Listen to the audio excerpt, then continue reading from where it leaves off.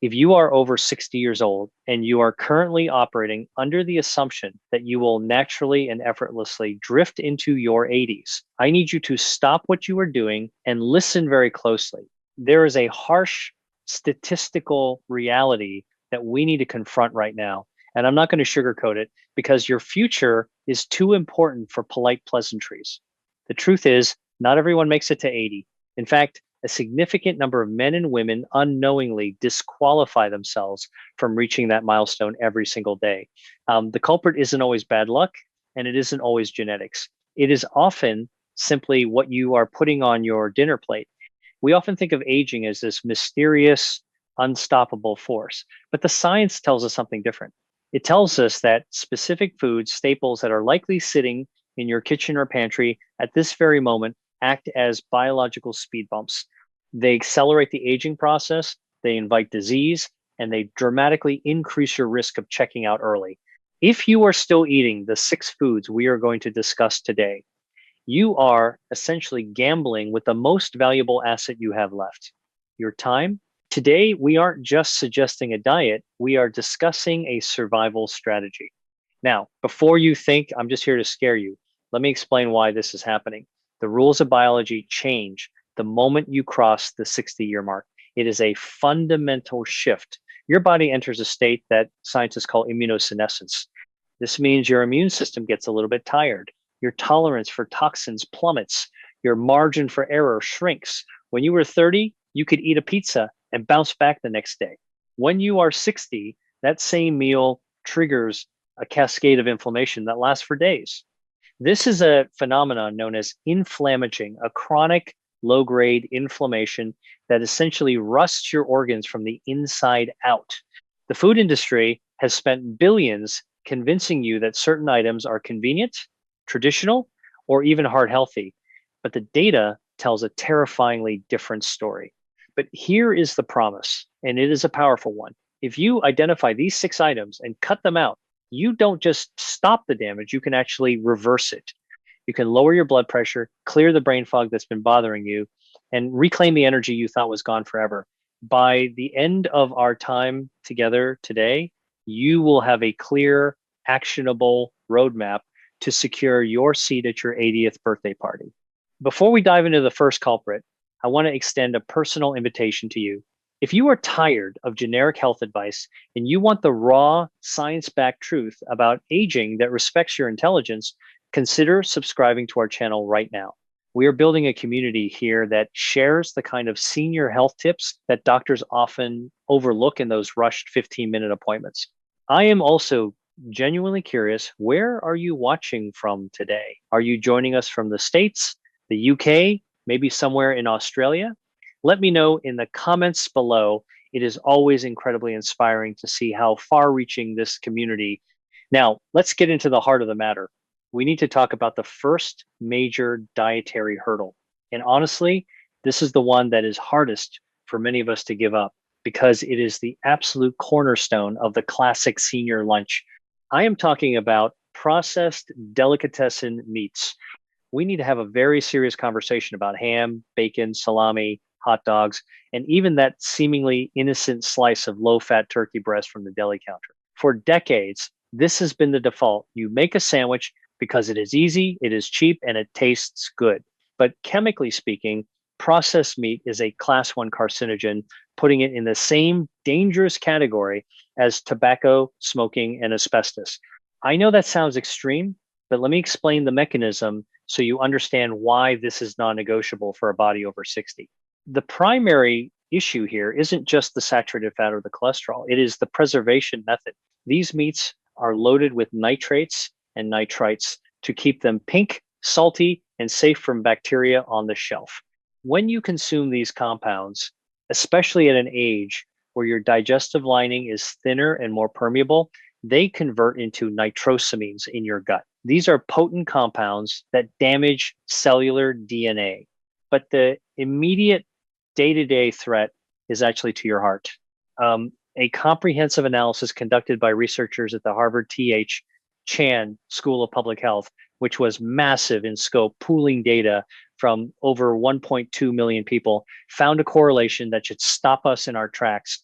They discovered that eating just 50 grams of processed meat a day, to put that in perspective, that is literally two slices of bacon or one single hot dog, was associated with a 42% higher risk of developing coronary heart disease and a 19% higher risk of diabetes.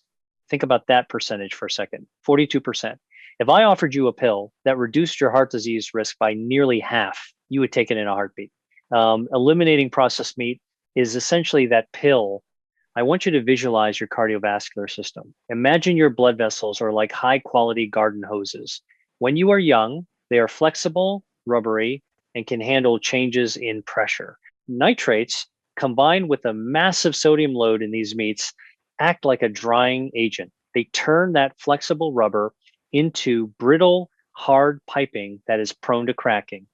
That is exactly what leads to hypertension and arterial stiffness. So, what do we do instead? I'm not saying you can never have a sandwich again. The actionable takeaway here is to pivot to fresh protein. Buy a real rotisserie chicken or a raw turkey breast, roast it yourself on Sunday, and slice it up for the week. It takes 20 minutes of effort for a massive payoff in longevity. You get the protein your muscles need to prevent atrophy without the chemical cocktail that damages your heart. This leads us directly into the second item, which is perhaps the biggest deception in breakfast history. We are talking about fruit juice and sugary beverages. We grew up in an era where television commercials told us that a glass of orange juice was the nectar of health, the ultimate source of vitamin C. We believed it, but we need to look at the physiology of a senior body.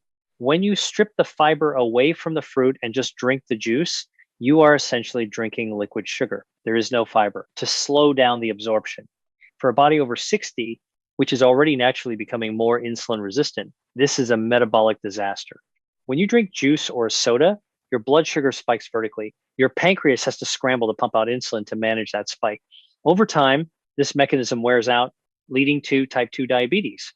But it is worse than just diabetes. It is about your brain. There is a terrifying connection between high sugar intake and Alzheimer's disease, so much so that many leading neurologists are now referring to Alzheimer's as type 3 diabetes. A study published in the prestigious journal Times Alzheimer's and Dementia Times analyzed over 4,000 people and found that those with higher sugary beverage intake had significantly lower total brain volume and poorer episodic memory. Specifically, the study concluded that daily consumption of sugary drinks was associated with a reduction in brain volume equivalent to aging significantly faster. Picture your brain like a delicate engine that runs on premium fuel. When you flood it with liquid sugar, it is like pouring sticky maple syrup into that engine. It gums up the neural pathways, creating inflammation in the brain, typically referred to as neuroinflammation. This is what leads to those senior moments turning into legitimate cognitive decline. So here is your move. You need to hydrate, but you need to do it smartly. Swap the juice and sodas for water infused with real fruit slices, lemon, lime, cucumber, or berries. You get the essence of the flavor without the insulin spike. Or switch to green tea, which is rich in catechins that actually protect your brain cells. If you make this switch today, you are literally protecting your memories for tomorrow. Now, let's move to the third item on our list. And this one is tricky because it's a staple of the low fat era many of us lived through. I am talking about refined grains, specifically white bread, white pasta, and white rice. For years, we were told to eat plenty of grains at the base of the food pyramid. But the problem is that modern refining processes strip away the bran and the germ, the parts of the grain that contain the fiber, vitamins, and minerals. What's left is pure starch. When you eat a slice of white toast, your body digests it almost exactly the same way it digests a spoonful of table sugar. It causes that same inflammation we talked about earlier. But for seniors, there is a gut health aspect that is critical. As we age, our gut motility slows down. Things just don't move as fast as they used to. We need fiber to keep things moving and to feed the good bacteria in our microbiome, which controls everything from our immune system to our mood. Refined grains are what we call a dead food. They offer nothing to your gut microbiome. A massive study published in Times, the BMJ Times, British Medical Journal, looked at dietary habits and health outcomes in 137,000 people across 21 countries. They found that a high intake of refined grains was associated with a 27% higher risk of early death and a 33% higher risk of heart disease compared to those who ate low amounts. Think of refined flour in your gut like papier-mâché paste. It's sticky, it's heavy, and it clogs up the works, slowing down digestion and preventing nutrient absorption. We want to keep your digestive system running like a flowing river, not a stagnant pond. The takeaway here is not to give up carbs entirely. We need energy, but to upgrade them. We want to move you toward ancient grains or truly whole grains. Look for quinoa, barley, farro, or simply 100% whole wheat bread where you can actually see the seeds and grains in the slice. These foods release energy slowly, keeping your blood sugar stable and your energy levels consistent throughout the afternoon, preventing that post-lunch nap crash that steals your day. We are just about halfway through our list, and I want to pause for just a second. If you are finding these tips useful, or if you've already started making some of these swaps in your own life, please take a moment to give this video a thumbs up. It helps the algorithm show this information to other seniors who need to hear it just as much as we do. It's a small click for you, but it makes a big difference for our community. Now, let's tackle the fourth danger zone, which is often the method we use to cook our foods: deep fried foods and industrial vegetable oils. I know that crunch is satisfying. Fried chicken, French fries, even those fried calamari appetizers at the restaurant, but eating fried foods over the age of 60 is like playing Russian roulette with your arteries. The issue is twofold. First, the high caloric density leads to visceral fat, that is, the dangerous fat that wraps around your organs. Second, and more importantly, is the oil itself. Most fried foods are cooked in soybean, corn, or canola oil, which are high in omega-6 fatty acids. While we need some omega-6, the modern diet provides way too much, throwing off our balance with anti-inflammatory omega-3 seconds. When these oils are heated to high temperatures for frying, they oxidize, they become unstable. You are essentially consuming free radicals that tear through your body, damaging cells and promoting systemic inflammation. A study from the Times, American Journal of Clinical Nutrition Times, followed over 100,000 women aged 50 to 79 and found that frequent consumption of fried foods, specifically fried chicken and fish, was linked to a 13% higher risk of death from any cause and a 12% higher risk of heart-related death. That is a significant statistical jump just for the sake of a crispy texture. Imagine your arteries are the highway system of your body. Oxidized fried oils are like throwing rusty nails and broken glass onto that highway. They scratch and damage the lining of the arteries, causing your body to patch the damage with cholesterol plaque, eventually leading to blockages. We want smooth highways. The solution? It's time to embrace the air fryer or the oven. You can get a wonderful crispiness on chicken or potatoes by tossing them in a little avocado oil, which is stable at high heat, and air frying them. You get the texture you crave without the inflammatory oil bath. It's a small kitchen gadget change that saves your heart. This brings us to the fifth item, which is a master of disguise. It hides in your pantry, often looking like a healthy option. I am talking about high sodium processed soups and canned goods. As we age, our kidneys, the filters of our blood, naturally lose some of their efficiency. They simply aren't as good at flushing out excess sodium as they were when you were 30. When you eat a can of heart-healthy soup that is loaded with 800 or 900 milligrams of sodium per serving, your body holds on to water to dilute that salt. This increases the volume of blood in your bloodstream, which drives up your blood pressure. High blood pressure is the silent killer. You don't feel it until it's too late, but it's not just about blood pressure. It's about stroke risk. A landmark study published in Times, the Lancet Times, involving over 3,000 trials showed a direct linear relationship between sodium intake and stroke risk. For seniors, reducing salt intake was one of the single most effective interventions for preventing stroke. We often worry about sugar, but salt is the immediate danger for the aging vascular system.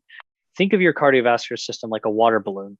If you keep filling it with water, which is what sodium makes you retain the walls of the balloon, stretch and thin out, eventually, under pressure, a weak point will burst. That is essentially what a hemorrhagic stroke is. We want to take the pressure off the balloon. The actionable advice here is to become a label detective. Do not trust the front of the can. Flip it over and look at the sodium content. Better yet, make your own big pot of soup on the weekend. Use herbs, spices, garlic, onions, and lemon juice to flavor your food instead of salt. Your taste buds adapt remarkably fast, usually within 2 weeks, and suddenly processed food will start tasting chemically salty to you, and you won't even want it. Finally, we arrive at the sixth item, and I know this is perhaps the most socially controversial one on the list: alcohol. Now, I am not here to be a killjoy. I know a glass of wine at dinner or scotch in the evening is a ritual for many. It signals the end of the day, it's relaxing, but the science on alcohol and aging has shifted dramatically in the last 5 years. We used to think a little bit was good for the heart. New research suggests that for the brain, there is no safe amount, especially after 60. As we age, our body water content decreases, meaning the same amount of alcohol yields a higher blood alcohol concentration than it did when we were younger. Our liver produces fewer enzymes to break it down, so the toxic byproducts stay in our system longer. But the real concern is the brain. A study from the Times University of Pennsylvania asterisk, which analyzed brain scans from over 36,000 adults, found that alcohol consumption was linearly associated with lower gray matter volume. Even moving from half a drink a day to one drink a day was associated with changes in the brain equivalent to 2 years of aging. Essentially, alcohol shrinks the brain. And when we are trying to fight off dementia and maintain our independence, shrinking our brain volume is the last thing we want to do. Visually, think of a fresh, plump grape turning into a raisin. That is the effect of dehydration and toxicity on brain tissue over time. Alcohol also disrupts your sleep architecture. You might fall asleep faster, but you miss out on REM sleep, which is when your brain cleans itself of toxins. If you want to make it to 80 with your sharp wit and memories intact, we need to rethink the drink.